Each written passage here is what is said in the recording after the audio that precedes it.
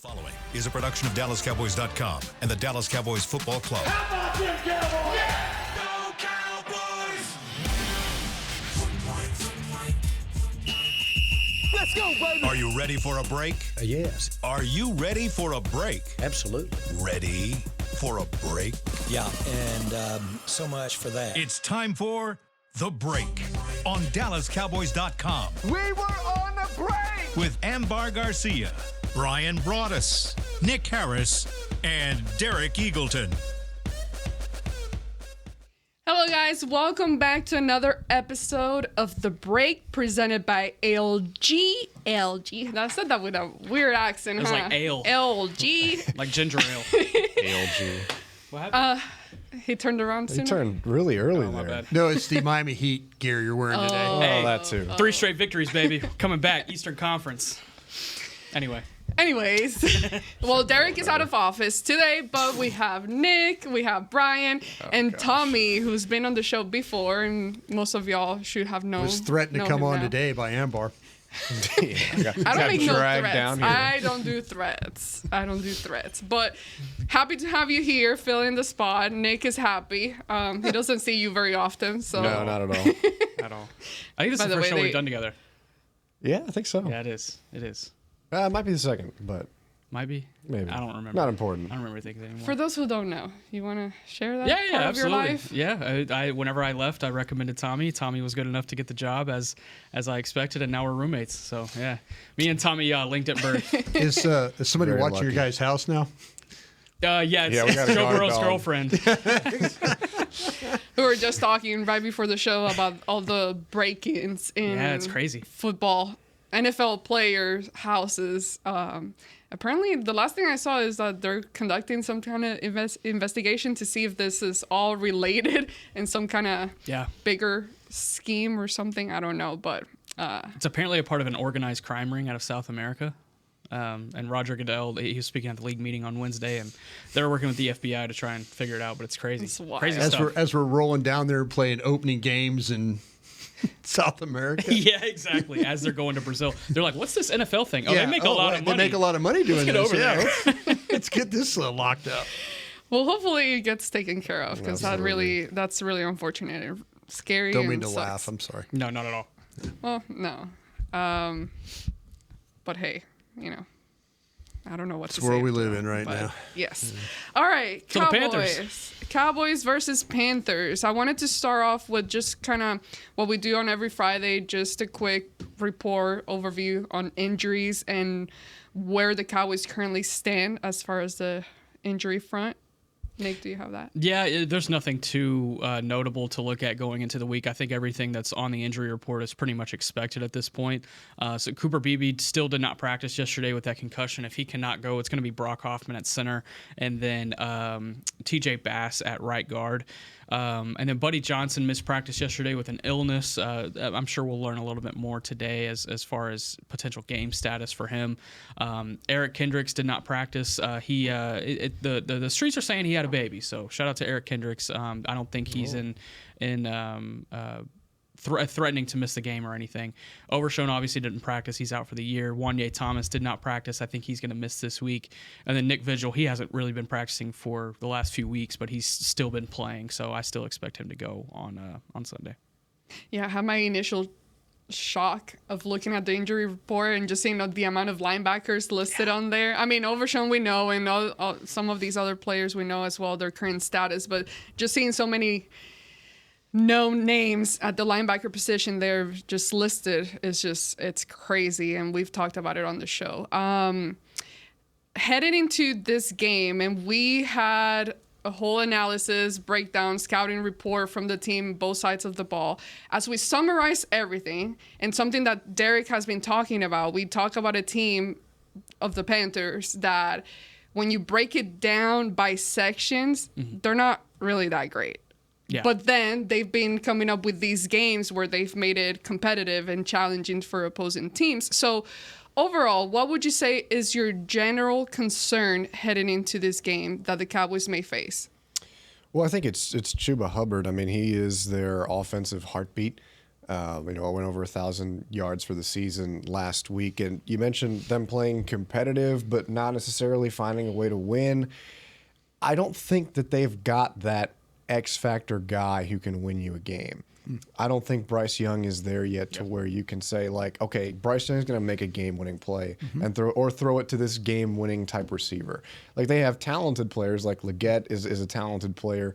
Chuba's very talented, obviously, but I don't think they have a guy you can be like, okay, we need to lean on him to make the play for us to win the game. When we're playing a team like Kansas City, playing a team like Philadelphia, but their ground attack has been, their bread and butter. That's where they're going to lean on. That's what they're going to lean on against Dallas.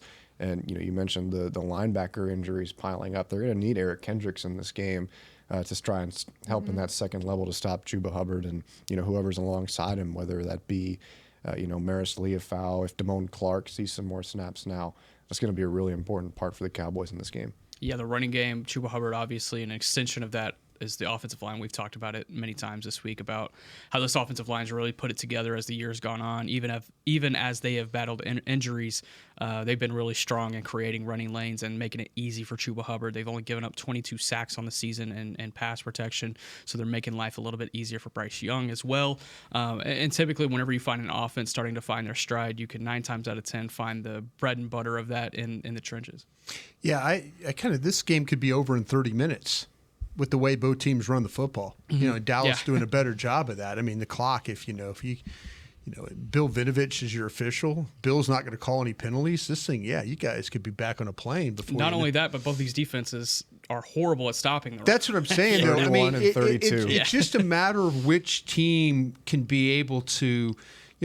Carolina has had trouble finishing games. They've had moments where they've had good halves, especially with Bryce Young, and then they just haven't been able to finish it. But if I was either one of these offensive coordinators in this game, I'm thinking, okay, maybe I could throw the ball on Carolina a little bit better. But, man, both teams' run defense-wise is going to be a problem for that.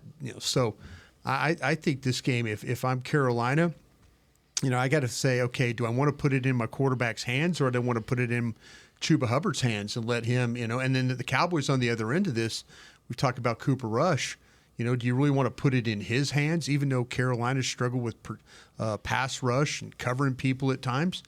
But the most consistent thing you have is running that football. Mm-hmm. So to me, it's going to come down to, can one team really do what they do best, and is the opponent's defense good enough, or can make a stop or two to kind of get them off the field and maybe give their offense back the ball. But it'll be interesting because, like I say, I think both quarterbacks at times have looked good and then other times not so much. I think Carolina clearly has the advantage at quarterback in this game, even though he's a young guy. I think his ability his ability to run. Sorry.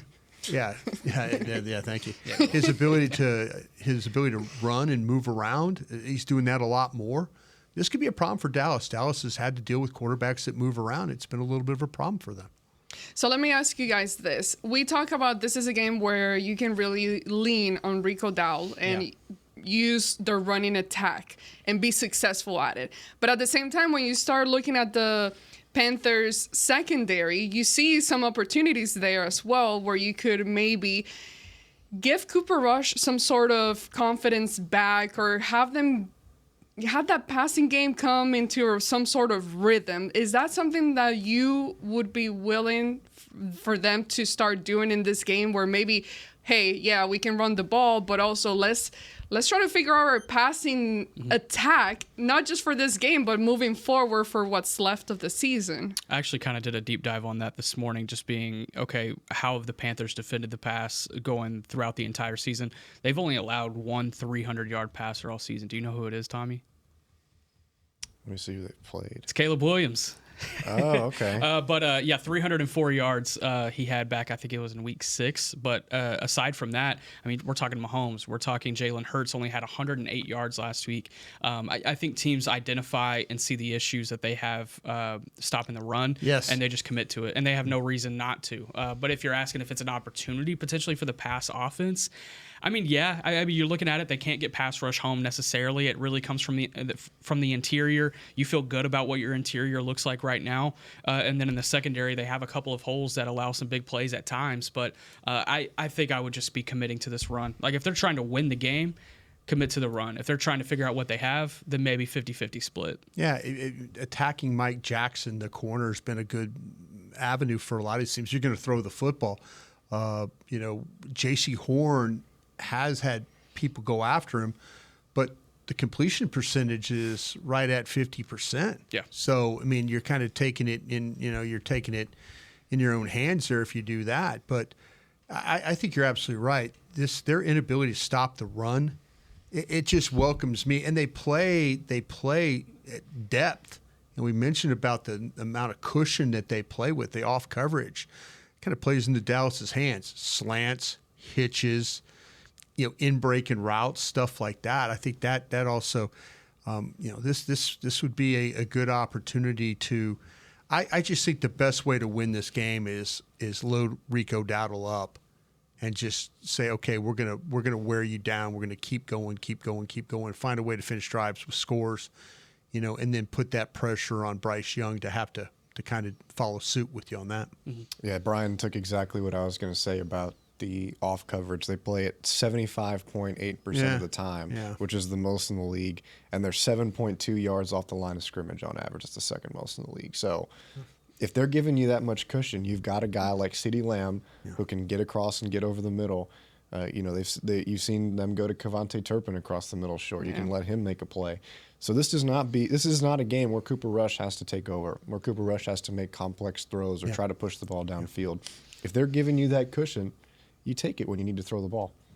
Hopefully they can take advantage of that, because I think they need to find some sort of confidence back in that passing game. Mm-hmm. Switching subjects a little bit. I know Derek yesterday wanted to bring up the whole special teams play that occurred last week with Warrior. You got it. Amani. You got or it. Warrior. I knew you had it. I knew you had it. Yeah, just nice. say it with confidence. You'll be fine. Or Warrior. Something like that. See, close enough. But when you look at certain plays that have occurred this season, has special teams become a liability? It's been a roller coaster. I'll tell you that, because at times it helps you. At times it helps you dramatically, and then I think at other times it hurts you a lot. But I think the Washington game is a perfect microcosm of that, because you saw so many mistakes on special teams and so many positives on special teams within like a 5-minute span. But it's definitely been a roller coaster on special teams this year, and this coaching staff and however things are shaking out going into next year, I wonder what the job evaluation will be at John Fossil at the end of it. Yeah, I think that this is where I appreciate Mike McCarthy, but also blame him, because I do appreciate the fact that he allows his coaches to coach. That's understandable. But here I am going to say on the flip side, that guy needs to be under control.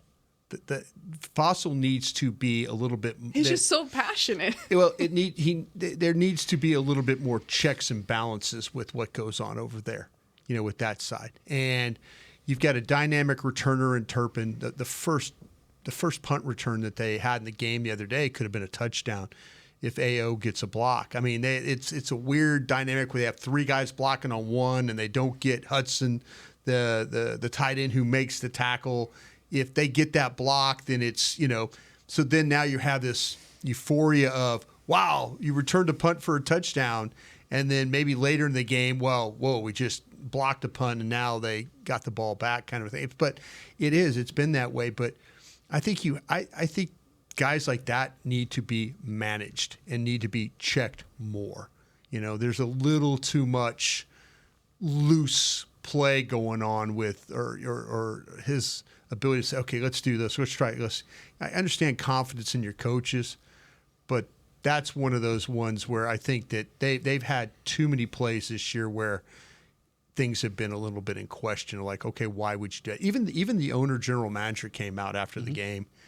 Well, like, why would you think about doing that? Why would you try and block the punt? And then they try to explain and all that, and Jerry has to kind of come back and says, okay, I understand better now. But we were all thinking, are things being, Mike was talking about today on his show with 105.3, attention to detail, we coach up things and all that. Are you really coaching up things when you have mistakes like that? Those are huge mistakes in games. And you just kind of wonder, is that all being conveyed from the classroom to the field with the staff?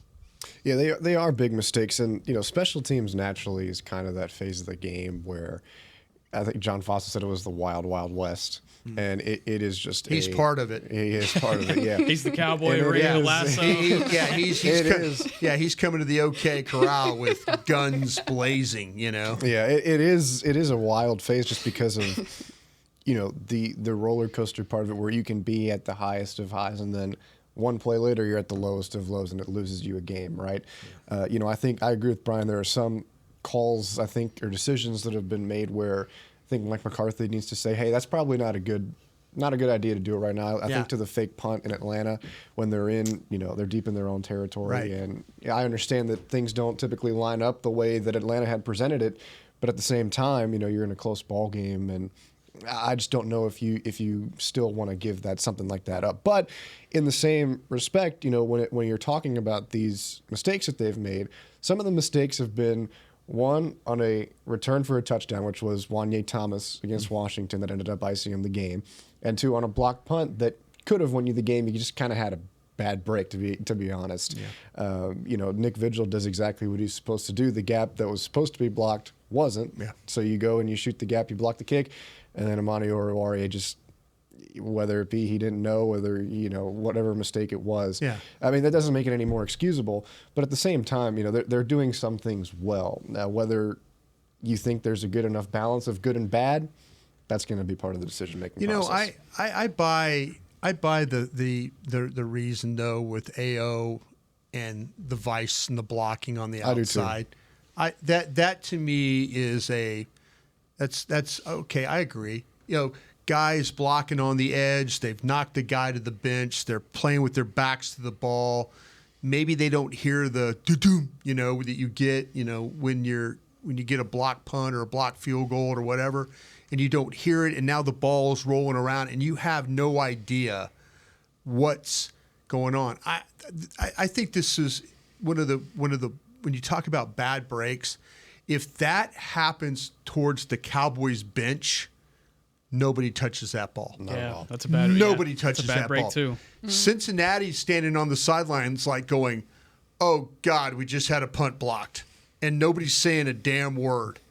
And then you got Turpin running forward trying to scream, and and Leofau waving his arms, and it happens so fast. Yeah. But if that's along the Dallas sidelines, you're hearing everybody's screaming, yeah. Peter, get away, and now everybody comes to their senses of like, oh, that's not a live ball, Would you tackle a teammate? Would you just clothesline Hell him? yes. Absolutely. Yeah, you would. I've seen it happen. Yeah, it's sorry, Amani, you just got off IR, but we got to get you out of the way of this ball. But it's so funny, and this is just how crazy that play was. The guy that let Nick Vigil block the punt recovered the ball. That's funny. So the dude that made the complete blunder of allowing the play to even start ended up recovering the ball. Rookie linebacker, too. Yeah. And so now you're like, you go from being like, oh my God, I just might have lost this game to, whoo, wow, just saved it. First down. But it was a huge, huge break for Cincinnati that ball ended up on their sidelines. Yeah. Because if it's on Dallas' sidelines, Dallas is probably going to get that ball, kick a field goal, and get out of here with a win. Yeah. All right, let's take our first break. When we come back, we got the Yeti segment where we're going to play a little game after the break.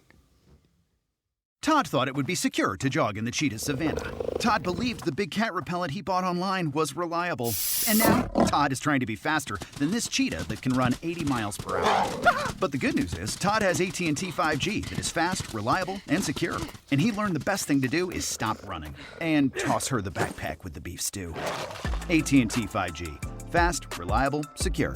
5G requires compatible plan and device. 5G may not be available in your area. See att.com/5G for you for details. It's the official men's skincare brand of the Dallas Cowboys, Jack Black. And right now, Cowboys fans can get 15% off their $75 order. Plus, because every deal needs a playmaker, your order will include a free 5-piece skincare set and free shipping. The Jack Black Playmaker is 4 of Jack's favorites and a full-sized intense therapy lip balm. Make a play for the playmaker at getjackblack.com/Cowboys with the code CowboysVIP. That's getjackblack.com/Cowboys with the code CowboysVIP. Don't put off getting your oil changed, Dallas. Take 5 Oil Change, a proud partner of the Cowboys, is faster than you think. They're so fast, you don't even have to get out of your car. You can take advantage of Take 5's stay-in-your-car 10-minute oil change at any of their locations across the Dallas area. And remember, at Take 5, you stay in your car because they're faster than you think. That means you won't even have time to show off your best touchdown celebration. Take 5, the official oil change of the Dallas Cowboys.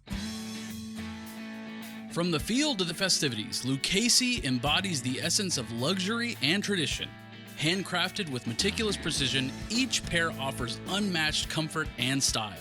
Stand tall while you're tailgating or cheering in the stands with the Dallas Cowboys collection by Lucchese. Shop the collection today at the Lucchese store at the Star in Frisco or online at lucchese.com. Lucchese, the official boot of the Dallas Cowboys and Dallas Cowboys cheerleaders. Hey y'all, Matt Pittman of Meat Church here. With football season kicking off, I'm already gearing up to bring the smoker back to AT&T Stadium for some epic tailgates. But with that Texas heat, it's crucial to keep my beer hand cramping cold. That's where Yeti's insulated Colster can cooler comes in clutch. This year, you can even get them with the iconic star engraved on the side. Licensed Yeti Cowboys gear is now available at Stadium Pro Shops, concessions, and on Yeti.com. Check it out today. Yeti, official cooler and drinkware of the Dallas Cowboys. Back to the break. LG OLED Evo is the best TV in the game, but don't take our word for it. Digital Trends said the LG OLED G4 has the best picture quality they've ever seen, Brian. They do. See for yourself at lg.com/OLED Evo. Thank you, Nick. Yeah, anytime, welcome back to the second segment. And now we have this segment presented by Yeti. Officially licensed Yeti Cowboy gear is now available at Stadium Pro Shops, concessions, and on Yeti.com. All right, for our game, this is just going to be just completely random, and just for the fun of it, is just, you're going to tell me the best of blah, blah, blah, blah, blah. So first one, best tailgate food. We got to start with Brian here. Oh my gosh. I tell you what, I can't eat it anymore, but boudin. I miss boudin. Yeah. You don't want me to describe what boudin is, do you? Yeah, you probably don't want to describe it. It's just good, though. We'll leave it there. You know what? I've always, man, this is such a great question because I've been to so many really good tailgates, and depending on what time of the year, you know, the food choices you have. Yes. Like, you do not want to be eating chili in September, early September of a game, but or jambalaya or crawfish etouffee or anything like that I'm used to like eating in a tailgate. I've always felt like that sliders are really, really, really good at a tailgate because you're not just completely just in big time I'm just having a massive burger and then and then you feel and then you're drinking and you're just overwhelmed. Yeah. I kind of feel like though that it needs to be something kind of small, and then you can kind of eat more of them. Yeah, kind of a deal. No glizzies at your tailgate. You know what? I'm more into like the brats, and Italian sausages than I am, say, Nathan's hot dogs or something like that. I think if you're bringing hot dogs, you're kind of half-assing it. You know what I'm saying? You are mailing it in. Yeah, I mean, you can, if you know, I don't know, some bratwurst. Yeah, those are good. But see, I'm saying you could go get. It's like this isn't a baseball game. You could go get you could get like you go to a butcher shop and get them, get real like brats and Italian sausages and sweet sausage and stuff like that. If you're just bringing a pack of hot dogs, you are, it's kind of like the guy or gal that shows up at the tailgate with just a 6-pack. And it's like, you got a group of people. Yeah. and you're kind of like going, you're just going to drink those for yourself today? Yeah. Don't show up like empty-handed. At least always bring a bag of ice too. Is another thing. If you can't bring anything, but I think I go on the high end of things. Try and be a little bit better. Make somebody responsible for the dips. Make somebody responsible for the specific kinds of buns. Yeah. Make somebody, give everybody responsibility.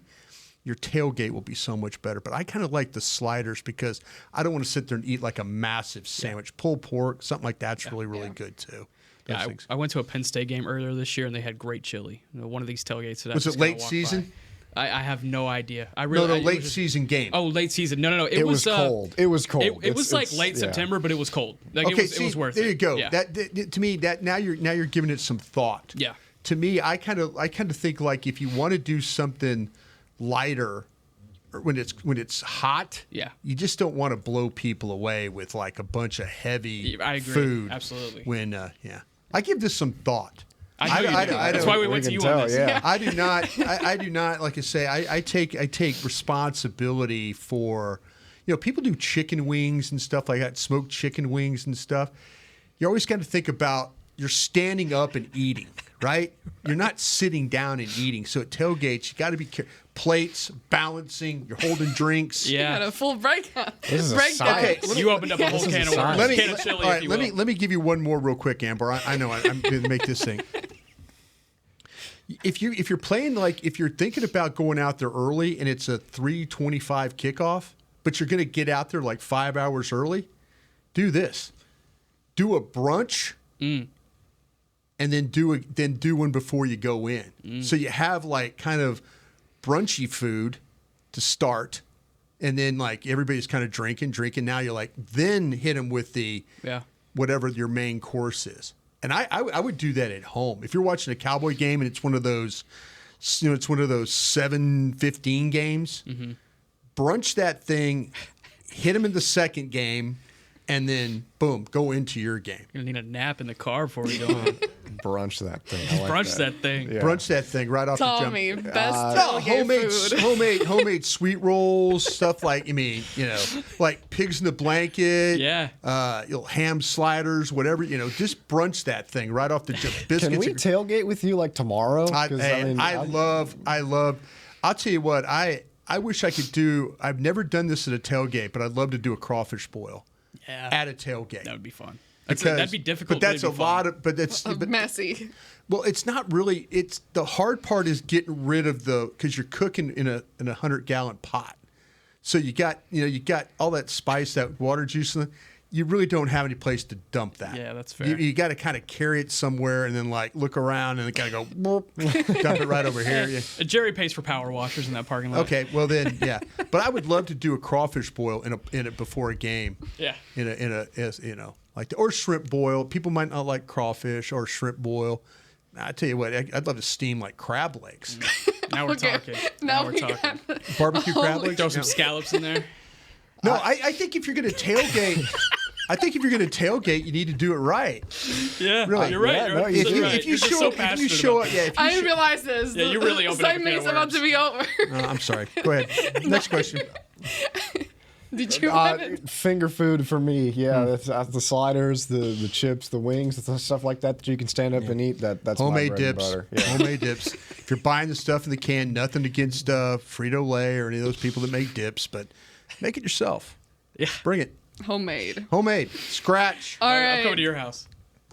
The next one was food related as well, but I'm skipping that Texas one. plays in this game at AT&T. Yep. We'll do something. Yep. All right. Greatest Dallas Cowboys player of all time. Darren Woodson. In my opinion, my favorite player of all time. Darren Woodson. Favorite or best? Well, greatest. Greatest? Yeah. But the greatest player of all time? Oh, man, this is... long history. I would love to go Larry Allen here. And I think Larry Allen makes a lot of sense, but you have the all-time leading rusher. Mm-hmm. So, Emmitt Smith. And that record's never going to be broken. So, I'd go Emmitt. Yeah. I know that Darren Woodson's your all-time leading tackler. That's fun. Yeah. So, he's my favorite Cowboy of all time. around, yeah. When we used to compete against him when I was in Green Bay, I was like, I'd bring him to the tailgate party. I mean, he'd be fun. But yeah, he did so much. He did so much. Bob Lilly's another. Yeah, and I'm the old enough to know I saw Bob Lilly play, and all the accolades that Bob Lilly gets are absolutely correct. Yeah, very true. I think those are two really good answers. So for the sake of getting a new one, I'll say Roger Staubach. That'd be fair. Yeah. All Short safe career. choices. Captain America. Yeah. 10 years. Yeah. All right. Best Super Bowl halftime show. Beyonce, you kidding me? Come on now. No, I'm joking. I actually liked Rihanna a lot too. Yeah. What was the one? I don't know. I was a little disappointed by Rihanna, and I love her, but there were certain songs that I wanted to hear that I didn't hear her sing. That's fair. I could old school this thing and say like Bruce Springsteen for my era. But what was the one? Was that in Los Angeles where they had like the apartment setting and they had like different Snoop Dogg, Dr. Dre. Yeah. Oh yeah. That was a really good Okay, one. I think Bruno Mars is excellent too, by the way, Yeah. for a halftime show. Yeah. I was gonna say the 2022 one with Snoop Dogg, Dr. Dre. I think Eminem was up there too. That one was really good. Was that the apartment one? That was in LA, right? Yeah. Am I right about the apartment? Yeah, they like built like a. Yeah, they each had Full their ordeal. little room. Yeah. Yeah. Okay. I'm excited for Kendrick. Let me tell you. Yeah, it's gonna be fun. All right. Who's the coolest NFL player turned celebrity? Antonio Brown. Let me. Turn celebrity. Yep. So not playing anymore and focusing like on movies or something like that. Just a known face, like someone that has made a name of themselves after their football career. It's got to be Peyton Manning. Yeah, he is cool. Peyton Manning is like, if you ever watched that Saturday Night Live skit where he's like, he's working with the kids and he's throwing the ball and he hits the one kid. He tells him to go sit in the porta-john, get off the field. You know, he's like coaching the kids up how to steal a car. And I mean, it's him. My favorite one though is, but he didn't play a long time, was a guy named Brian Bosworth. Oh, the Boz. If you ever watched the Fanville episodes, the Dr. Pepper commercials, he is hilarious in those. He is great. I think he's made a good little living doing those, like being a little like, man, I didn't know this dude can act, but he's really kind of funny in them. The one with the Quinn Ewers. Quinn Ewers is really very good. Yeah. But it's commercial stuff. But I think Peyton Manning he hosts like the Country Music Awards, and he's doing all this stuff now. I've never met this guy personally, but just from people that have interacted with him and say he's one of the nicest humans ever is Michael Strahan. So I would love to be able to meet Michael Strahan. But someone I've met, Isaiah Stanback. Come on, let's give love to our guy. He's the man. Facts. He's all right. I think if we're talking about celebrity-wise, like my answer would be The Rock. Yeah. I know there wasn't a lot of football played there, but if we're there's talking no about question. football turned celebrity, I mean, he's the pinnacle of that. Yeah. I mean, you tend to forget that he played football, but yes, absolutely. Let's go ahead and take our break. When we come back, I'll say a few more just for the sake of playing a little longer, but I wanted to stay on schedule a little bit. So let's go to our final break, and then we'll come back with some more. If you can't be at the stadium, there's no better way to watch your Cowboys than on an LG OLED Evo TV. That's because everything you see is more lifelike. Every play, every hit. I mean, you might as well be on the sidelines. That's how clear it is. It's all thanks to LG's legendary technology. Perfect black, over 8.3 million self-lit pixels. No one comes close. LG OLED Evo is the best TV in the game for a reason. See for yourself at lg.com/OLED Evo. They say champions are remembered, but legends are never forgotten. United Ag and Turf offers a winning lineup of John Deere equipment built to tackle any challenge on and off the field. Legendary John Deere tractors, combines, residential mowers, commercial mowers, compact construction equipment, Gator utility vehicles, and a full line of golf and sports turf equipment. United Ag and Turf, the official Ag and Turf equipment supplier of the Dallas Cowboys. Visit UnitedAgAndTurf.com to find a location near you. If you shout, "How about them Cowboys?" you have that undeniable passion that's the heart of Cowboys Nation. And if you like to drink Dr. Pepper, you love the unique blend of its 23 flavors. Together, your one-of-a-kind fandom paired with the one-of-a-kind taste of a delicious ice-cold Dr. Pepper is the game day lineup that can't be beat. Better yet, gather your Cowboys and Dr. Pepper fan friends to watch the next game and crack open a delicious ice-cold Dr. Pepper for everyone. The wins will be even tastier. It's a Pepper thing. And we're going to overtime. Erica, how much have I spent on concessions? For questions about their money, Dallas Cowboys fans can turn to Erica, the virtual financial assistant in the Bank of America mobile banking app. Learn more at bankofamerica.com/Erica by your side. Bank of America, official bank of the Dallas Cowboys. Erica responses may vary. Digital tools featured require downloading the mobile banking app and may only be available on select mobile devices. Erica is a mobile feature only available in the English language. Your chat may be recorded and monitored for quality assurance. Message and data rates and additional terms may apply. Bank of America, N.A., member FDIC. Todd thought it would be secure to jog in the cheetah savanna. Todd believed the big cat repellent he bought online was reliable. And now, Todd is trying to be faster than this cheetah that can run 80 miles per hour. But the good news is, Todd has AT&T 5G that is fast, reliable, and secure. And he learned the best thing to do is stop running and toss her the backpack with the beef stew. AT&T 5G. Fast, reliable, secure.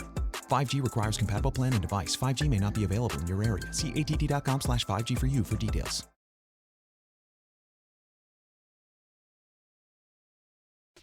Back to the break. AT&T, connecting changes everything. Welcome back to the third segment of the break. This segment is presented by blockchain.com. There we go. Thank you, Chris. Last question for this game. You think it is? Yeah. Your last What question would you you ever asked. say is the best football nickname? Examples: Primetime, Beast Mode, Megatron. Best football nickname that you can think of. I don't know if this is the best one, but I'll let these guys think while I mention this. So the Carolina Panthers, they have a rookie receiver named Jalen Coker, and he's kind of gotten some love this year from Carolina fans, and his fans are called Cokeheads. I think that's really funny. I don't know if it's the best one, but it was one that came to mind because I was doing research this week and that popped up, and I was like, oh, that's hilarious. But anyway, this is an easy That one is for funny, me. though. Sweetness. Walter Payton. I'm going to stay with the same team. I thought Refrigerator Perry was pretty good. Yeah, that's pretty darn good, He's so me think big, and they like, oh, William Refrigerator Perry, and I'm like, that's a good nickname for a guy. Who wants to tackle a refrigerator? Nobody does. Who wants to play a refrigerator? Nobody does. Yeah. Also, what an odd nickname, though. He's huge. I mean, He was huge. yeah, but there's so many other things you can think of. No, that was the best. That was the best. All right, now jumping back to this weekend and this week, CD got a chance to talk to the media. Tommy, I know you were able to write a story on that, and basically him talking about his reasoning of wanting to be out there and playing despite his injury. We know he's been dealing with the shoulder issue for almost, I mean, it's been a long time now. It feels Since like almost a Atlanta, whole week season at this point.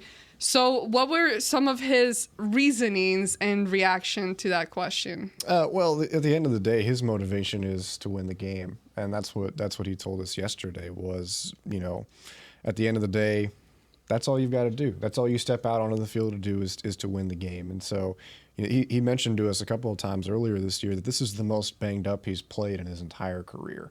And that tracks. I mean, he's had to shoulder a lot of the load for this offense. He's gotten a lot of touches. He's been, a lot of focus has gone to him. And so that all tracks. But I think that, him being out there is a testament to his leadership and showing an example for these younger guys. And, he was talking about, where do you draw the line with trying to play through something versus, hey, it's probably better for me to sit out. So he said, if it's impeding what you do as far as contributing to the team and winning, I suggest you stay out because you don't want to embarrass yourself or put out bad tape or anything like that. But if you've got a chance to go out there and have an opportunity to withstand whatever pain you're dealing with, still be able to play at a high level, then you're fine. And so I think him being out there and being the impact player that he is, battling through that pain, it's a good a good sign and a good way to lead by example for these younger players. Yeah, well, we'll see what continues to happen. Hopefully, we only have to survive 4 more games. Four more. Yep.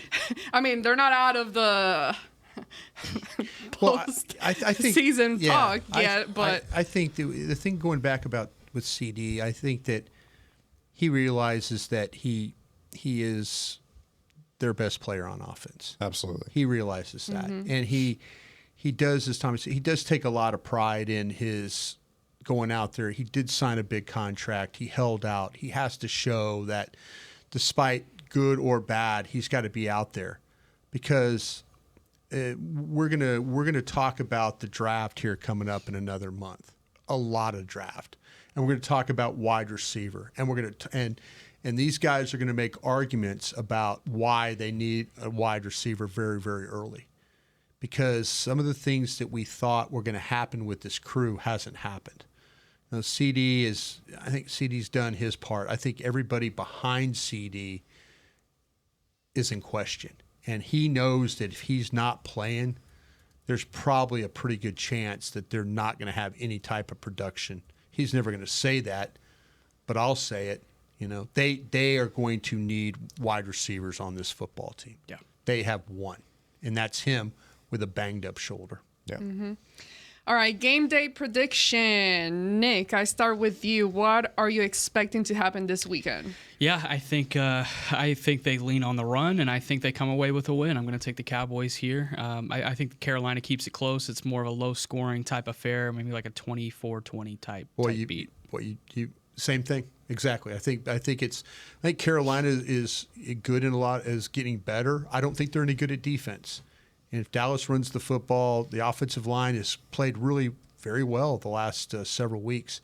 I do. I see it. The exact score I had in my head was, I said it last night, me and Bobby were talking, Bobby Belt, 24-20, Cowboys get a victory in Carolina. I think this is a little bit larger of a margin of victory for Dallas. I just think that their run defense has been much better, and we mentioned how sometimes Carolina can get a little bit one-dimensional with Chuba Hubbard. And if that's the case, Dallas has shown that they can stop elite runners. As limited Saquon Barkley, and you look at the season that he's having. So I think Dallas wins this one 28-17. There we go. I agree. I go with the Dallas win as well. But right before we end the show, are you guys expecting a big of a drop off on the defense by not having Overshown in there? I know there was a period during the season, I can't remember when exactly, where who was out? With Micah being out, Kendricks was out for a little bit, yeah. When Kendricks was out, we noticed wait, hold on, this linebacker group is struggling. Yeah. So how are you expecting the defense to play in this game? Yeah, I think Kendricks being out for that Detroit game was more of hey, it's early in the season. This is the only guy that really knows the scheme like the back of his hand, and we don't have that guy on the field anymore. And you saw everybody just kind of all over the place during that game. I think it was more of a communication thing. I think with Overshown being out, you're looking at Maris Leofau now to take that step up, and he had a sack and a half in the fourth quarter whenever he took over for Overshown last week. We talked about on the draft show about how he could be that third down situational blitzer at times, and those 1.5 sacks came on third down. So definitely look for him to have a similar type role as Overshown. And I saw him at practice yesterday working on pass rush moves with assistant defensive line coach Greg Ellis. So definitely taking more of a presence off the edge. I think you could expect Maris Leofau to have, and I see him assuming the exact same role. Yeah, what's going to happen now is with no Overshown as your poor man's Micah Parsons, it's going to be about Leofau. Keep an eye on Donovan Wilson as a blitzer. Mm-hmm. I think that's where you saw that Leofau and Wilson had a half sack. I have a feeling the way that Zimmer's going to try and get around this, you probably won't see the explosive plays from Leofau that you saw from Overshown, making tackles in the flat and stuff like that. But he's a good tackler. The thing about it will be, though, they got to figure out a little bit how to kind of get that pass rush going again. Leofau, Lawson, Wilson. Those three guys going to try and make up for your loss in Overshown. Say that three times fast. Leofau, Lawson, Wilson. It's like a law firm, isn't it? Yeah, it is. It is. All right, well, that's all the time we had for today. Thank you guys so much. I wouldn't have talked about tailgating so long. We probably had more time. I know. You didn't know what you were getting I should have known better, actually. I should have known better that What's your dessert option at a tailgate? Oh, no. We're ending the show. Well, we got like a minute left. Nah, we're good. One quick dessert. We're good. Go ahead. Name one. Do you have the ability? Are you capable of just naming one thing? Yeah, somebody needs to bring homemade cookies. Okay. Great answer. Yeah. I don't know. It's a little boring. No, just cookies. Not boring. Just cookies. If you do cookies the right way, they're not boring. Absolutely. Milk on our milk. I'm telling you what, don't Absolutely go buy like Chips Ahoy. Go make some cookies, make them big. Put nuts, raisins, chocolate in them, maybe some white chocolate. Raisins, no. I'll tell you what, man. If somebody can make brownies too, that's another thing that's really good. Slice them up, put them on a plate. Here we go. I'm telling you, if you show up empty-handed at tailgate, shame on you. Shame on you. There's a way to be creative in this world. Or with your own personal success. You might not be creative on the offensive side over here, but by God, you can be creative in life. All right, thank you, Brian. We'll be back next week to tell you guys what went wrong, what went right with the Dallas Cowboys against the Carolina Panthers. For Nick Harris, Bryan Broaddus, Tommy Yarrish, hopefully I said your last name right. I'm Ambar Garcia. This has been The Break on DallasCowboys.com/radio. This has been a production of DallasCowboys.com and the Dallas Cowboys Football Club. How about this, Cowboys? Yeah!